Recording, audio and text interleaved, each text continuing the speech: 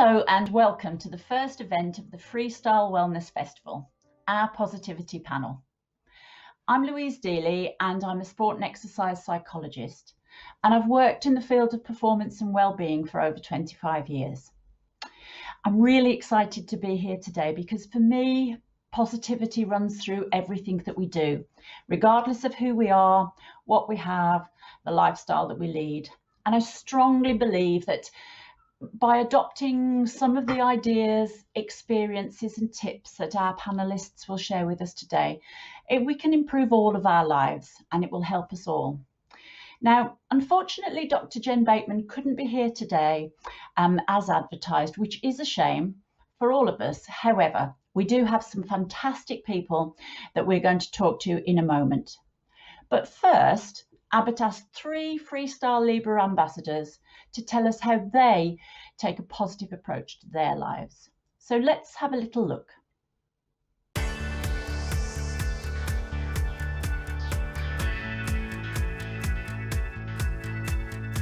Hi everyone, hope you're all well. Hi guys, I'm Mohammed Ali. Good morning, it's Wednesday, it's lunchtime and I'm just out getting my steps up.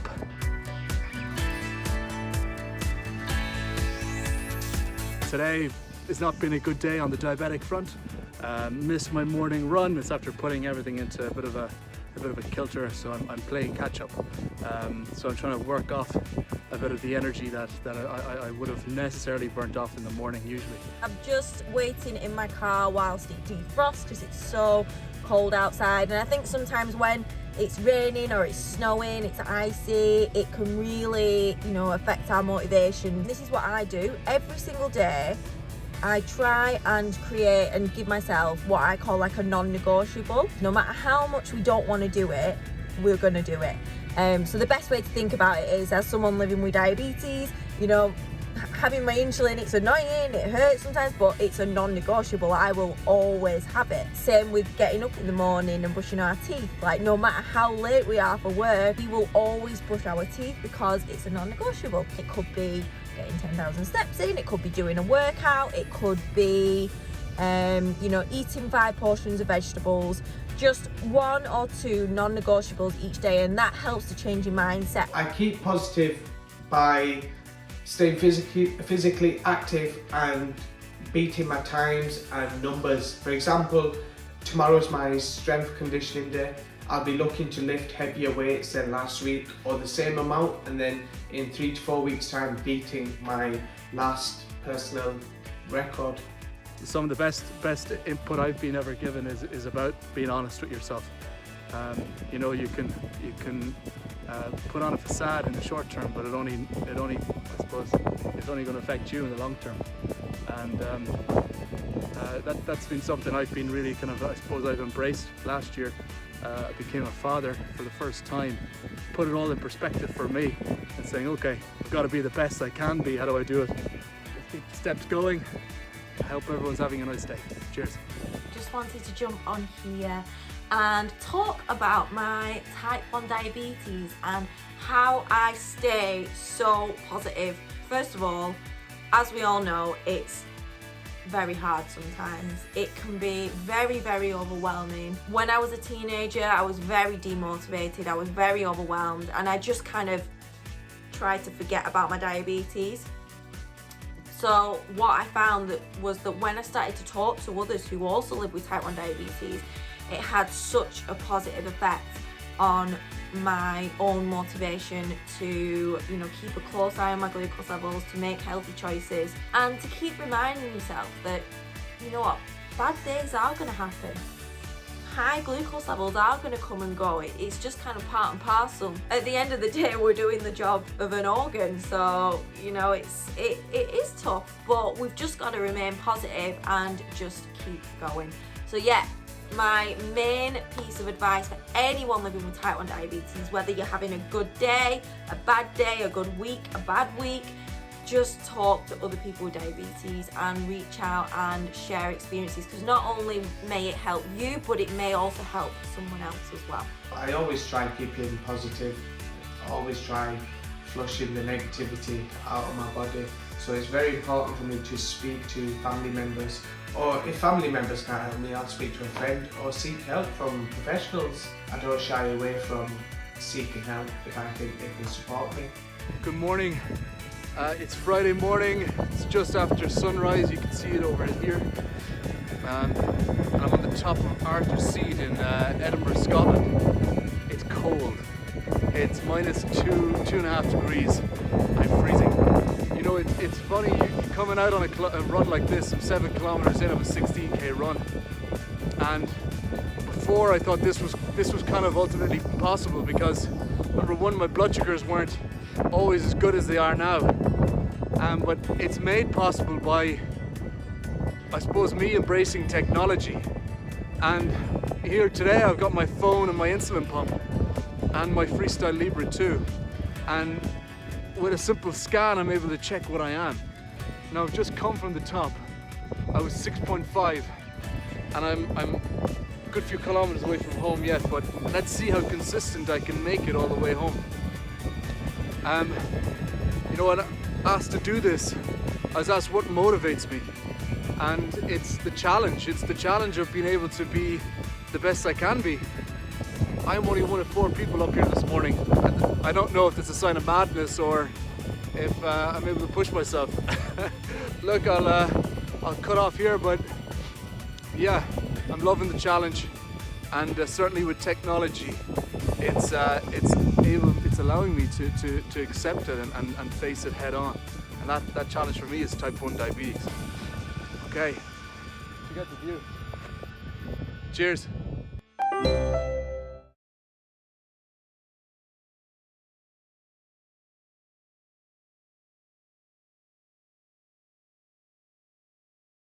So that was a great start to the session, and I'm delighted to say we've got 2 of the stars of those videos here. So I'd like to ask them to introduce themselves. And if we could go to you, Vanessa, first, please. Oh, thank you, and thank you for having me on. It's an absolute pleasure. My name is Vanessa, also known as the Diabetic Health Coach. I am a personal trainer, online health and fitness coach, and board certified behaviour analyst. So yeah, I work with a number of people to help them to meet their health and fitness related goals. And being a type 1 myself, it's always nice to be able to speak and liaise with other people living with type 1 diabetes and to help them to meet their goals. Thanks for that. And Owen. Thank you very much, Louise. I'm delighted to be here today. My name is Owen Quinn. I'm from Waterford, Ireland. I've been a type 1 diabetic since the age of 4 years of age. I'm pretty excited about being here today. You know, it's the idea of the positivity panel is one that I suppose struck my interest purely for the fact that, you know, diabetes is a challenge and it's not an easy one. And finding every element of positivity you can in the day is a really, really important factor in overcoming it. Yes, thanks guys for that. I think that's right. And I think it probably lends us to thinking about starting the session with the whole idea of positive mental attitude and what that actually means to us. And, you know, for me, I think positive mental attitude is that ability to be able to step back and recognize the challenges are always going to be there. And I guess especially, you know, with diabetes, but it's also about recognizing that, thinking what can we control and what can we not control. So it's that old adage of controlling the controllable. So, you know, I wonder, Vanessa, you know, for you, what does positive attitude mean to you, and how would you describe it? I mean, in terms of positive attitude, I think it's, you know, especially for us living with type 1 diabetes, it's very easy for us to think about maybe like what's not gone so well, and it's all about trying to change our mindset so that we're focusing a little bit more on the positive. So rather than thinking, oh, well, what's not gone so well today, it's trying to flip that over to think about, well, what has gone well today. So even though my glucose levels have run a little bit higher, you know, what have I done well, what's gone right? And I think it's trying to train ourselves to think about the positives first as opposed to the negatives. So yeah, it's not, for me, it's all about trying to focus on you know, what has gone well and what I've managed to control, you know, each day. Yeah, no, I mean, and that sounds great. I mean, and you've already in there, you know, you're giving us some positive examples of how you're utilizing that within your own life. I mean, Owen, for you, how would you describe it? Yeah, look, I suppose diabetes is one of those challenges that you don't really understand it until you have it. And you know, the idea of finding positivity in your day, it's something that doesn't leave you. It's something that you're faced with every single day. And the days that aren't going so well, the challenge of trying to pick yourself back up and trying to reset. And it doesn't, you can't reset yourself the next day. You got to reset yourself the minute something bad happens or something that an obstacle comes in your way. So finding the motivation, and being a driver of that is a really tough task. And if I suppose if someone was to know about motivation and positivity, it's a type 1 diabetic, because you're trying to reinvent yourself to overcome the barriers that face you. And for me personally, that's something that, you know, I suppose I've embraced, and maybe I've actually come to get too used to it over the time. You know, I applying that concept and that approach into other aspects of my life. It's managed for me to become a better person in the work environment, a better person in my social environment. So it's spinning it on its head. You know, it's the ability to overcome the challenges, no matter how small or big they are, and turn it into the positive.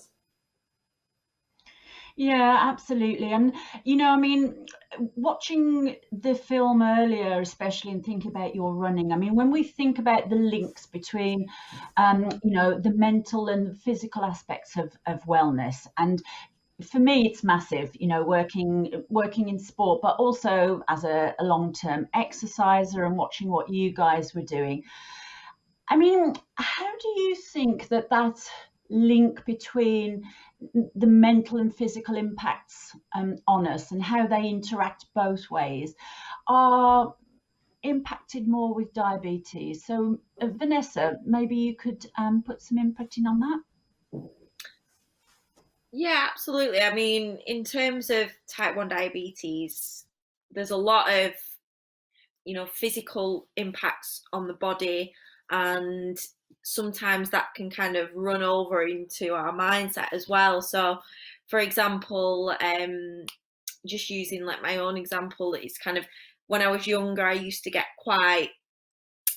I never used to like the, you know, like lumps on my legs or on my arms from where I used to do my injections. I used to be a little bit conscious of that.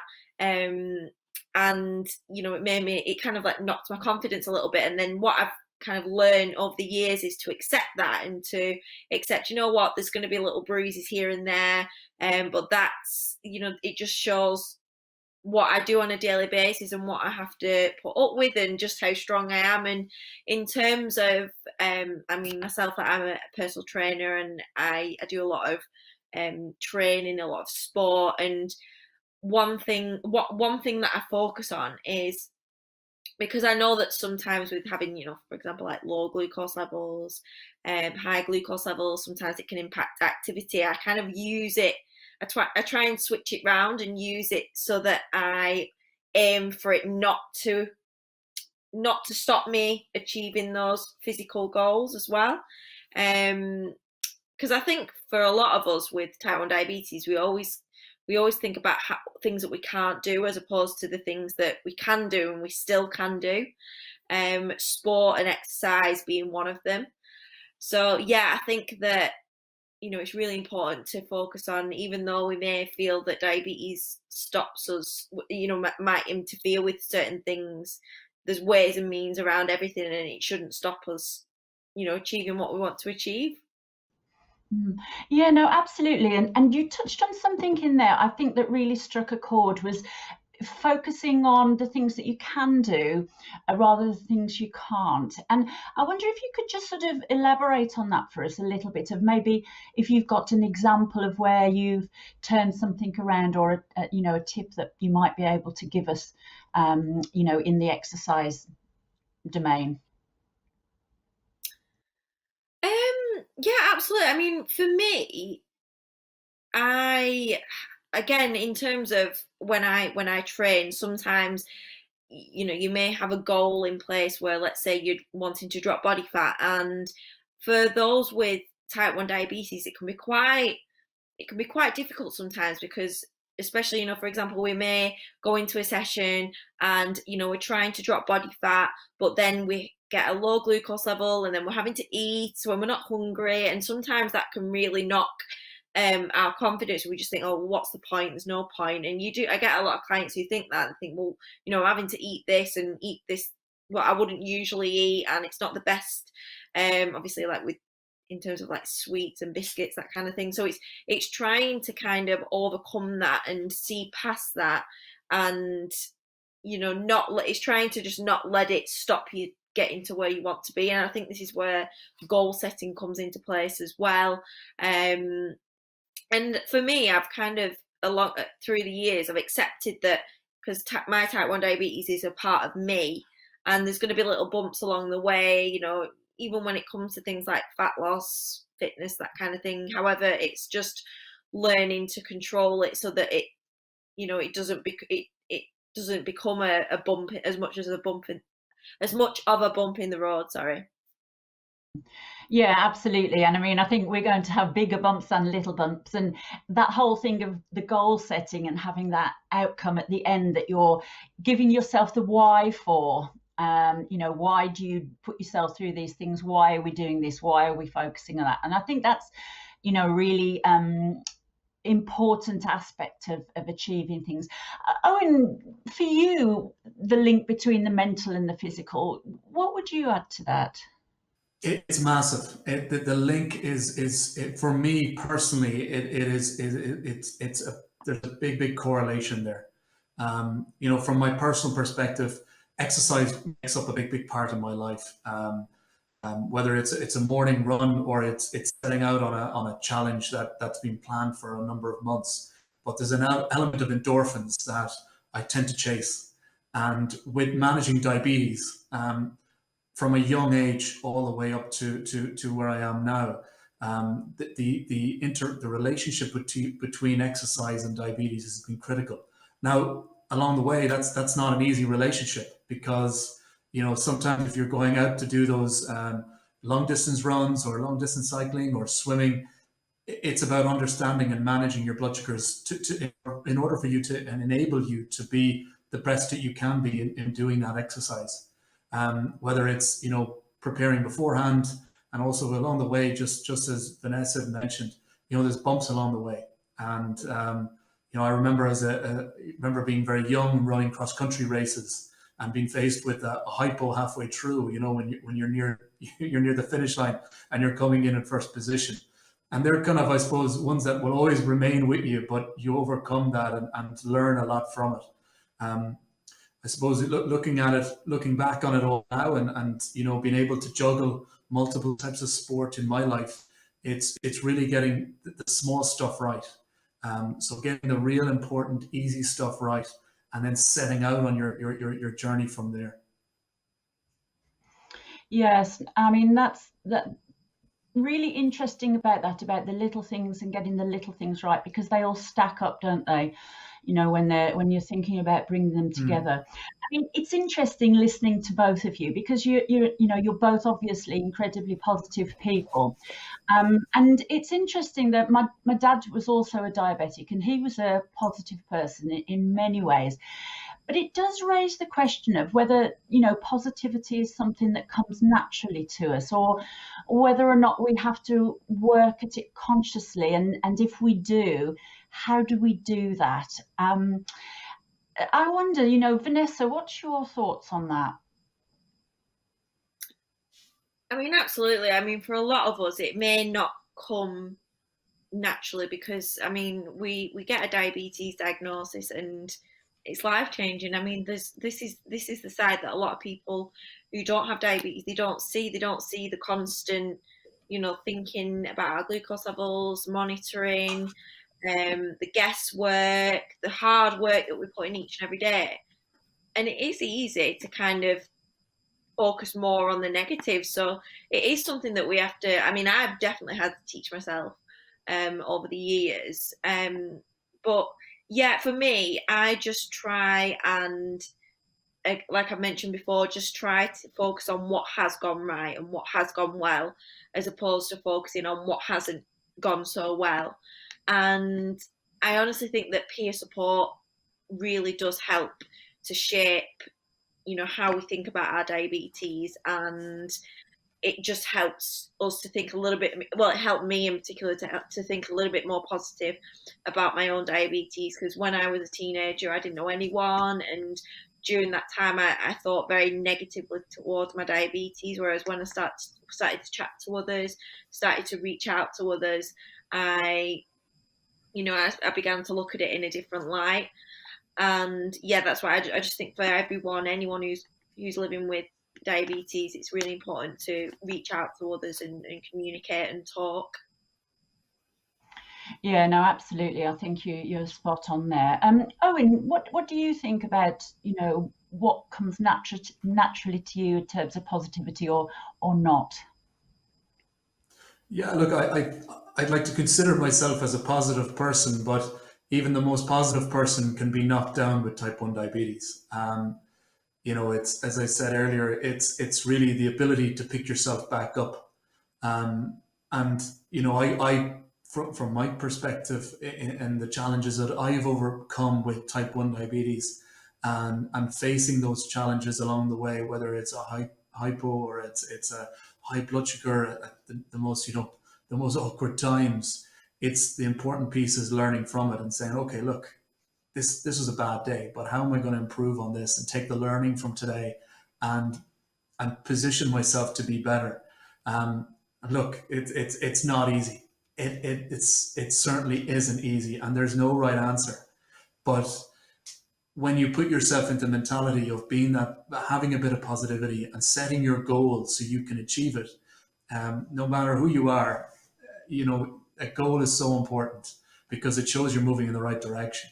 And having that ability to achieve the goal, you overcome the goal, you get it, you know you're on the right track. And yeah, that's certainly something I've had to do as a type 1 diabetic, particularly during my teenage years. You know, it was one where I would turn my back on my diabetes, and it would only come and, you know, it would only come and impact me later down the line, you know, and put everything on the back burner. And, you know, it was only until I said, okay, right, look, I have type 1 diabetes. Let's set myself a target. Let's set myself consistent bloods for a week. And then it's about actually, you know, rewarding yourself for that. So they work. I suppose they work in a close relationship with each other. Yeah, absolutely. And that, you know, you mentioned earlier about going on the endorphin route and seeking those. And I think what this reminds me of is thinking about how we create habits, because a lot of the time we think about creating habits as, you know, eating healthy foods regularly or doing our exercise regularly, but our thinking and our approach to things also become habitual. And you know, if we're regularly reminding ourselves to reframe things and to think about things in a more positive way, that starts to become a habit. When we start to notice that we get rewards for that, we get that little dopamine release, you know, which is our reward pathway in the brain. And it starts to build those, I suppose, neurological networks that create the habits for the way we think and the way we talk to ourselves. Now, both of you have given some really good backgrounds about where you've come from on things. And I just wondered if, you know, and maybe Owen, you might want to address this one first, is whether there was a specific turning point for you in your diabetic journey, as it was, that, you know, really stands out in terms of a turning point. And if so, was there something in there that triggered it, something to that made you think, right, you know? Yeah, there are two examples that I know personally that I can give. One was when I went off to university over in the UK. So I'd grown up with my family in Ireland. I was very, surrounded by family and friends, on a regular basis. And I moved into a new environment, and no one knew who I was. No one knew I was a type 1 diabetic. And it was kind of dawned on me, thinking, right, okay, time to step up here. Time to step up here, Quinn. You gotta make sure you've got your ducks in a row. And it was kind of a situation for me to say, right, I've got to be responsible. I've got to be responsible for myself, and take all the learnings that I've done over the years and apply it. Now, I had been very self-sufficient up to that point, but you do have a safety net, and no matter where you are in the world, for me anyway, I've always had a safety net, and then it was taken from me. The next learning point for me as a type 1 diabetic, it was I was doing a challenge where we were cycling from Ireland over to Gaza. It was in 2008, and it was a big undertaking. It was 6,000 kilometers, and we we're doing it in 40 days.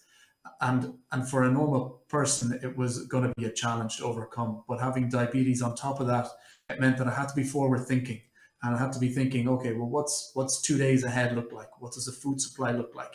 How do I make sure that I don't let myself down, but also my support team down? And I learned a lot from that, because along the way, it wasn't smooth sailing, but it was how I overcome that and made sure I got back on the bike every single day, knocking out the 160 miles. So it was a difficult task, but we overcame it. And it was a big learning curve for me personally. And I apply that same mentality and approach to my everyday work and also, everyday life. And Vanessa, what's the one tip that you could give us to help us stay positive that we could use every day? For me, journaling's quite important, where, each morning writing down 3 things that I'm grateful for. So it can be absolutely anything, something that, I'm grateful for each and every day. And I think for a lot of us, sometimes it's easy to forget about that and to practice gratitude. I know sometimes, for example, we might go to bed and we realise we're coming down with a cold and we can't breathe properly, and then we realise, I took for granted just being able to breathe properly, little things like that. So I think every day, starting the day where it's 3 things that I'm grateful for, and this can be linked to diabetes, it could be linked to, absolutely anything. It can just I think it helps to put things into perspective as well. And like I mentioned previously, just focusing on, what has gone well today. You might have 10 things that have not gone so well, but as long as you're putting more focus on the one thing that has gone well, again, just practicing that and trying to train our brains to think that way. That's one thing that I've found to really help. And again, even speaking and relaying that information back to someone else, or even just, communicating, whether it's with a family member or another person with type 1 diabetes, about how you're feeling as well, and just talking about feelings. I think that's also really, really important. And Owen, from your perspective, what's the one thing that you think people should take away that they could do every day? Yeah, I think Vanessa articulated the answer pretty well, and it's a point that resonates with me, and that's I suppose being able to be honest with yourself and to be able to speak to others. The power of opening up to someone, either in your family or even a complete stranger, about diabetes and the challenges you face has an incredible power, and one that's helped me along the way in times of just pure darkness. And looking at from another person's perspective, even if they don't know what type 1 diabetes is, or the complications, or the challenges that you face. But for me, it's the ability to be transparent with my partner and my family around me, and that's been certainly something that's helped me. Unfortunately, that's all the time we've got. Vanessa and Owen, thank you again so much for your time, for your fantastic insights, and for your tips on staying positive. We hope you've been inspired by what you've heard, and we know that life with diabetes can be challenging, and there will be some bad days as well as the good ones.